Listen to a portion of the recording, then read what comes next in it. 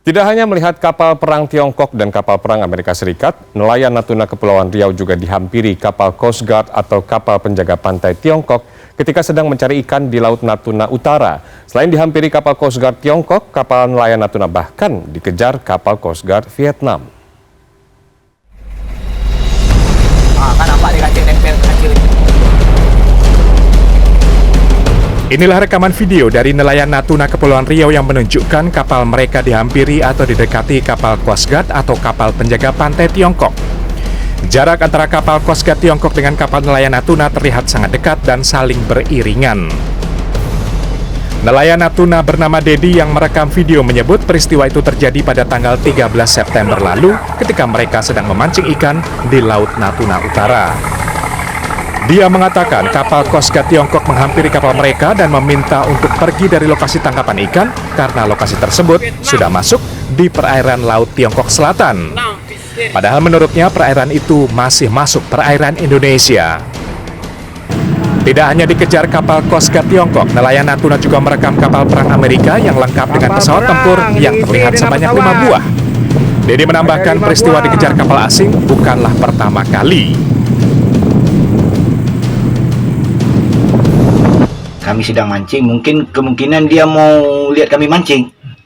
Ataupun di posisi itu mungkin wilayah dia, dengan aku wilayah dia.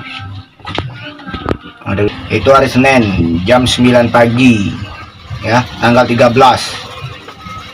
Mungkin daerah itu dengan aku wilayah dia. Setahu aku wilayah itu kalau aku lihat di peta itu masih wilayah Indonesia. Sementara itu, Ketua Aliansi Nelayan Natuna Henry mengatakan nelayan Natuna sering diusir kapal-kapal berbendera asing.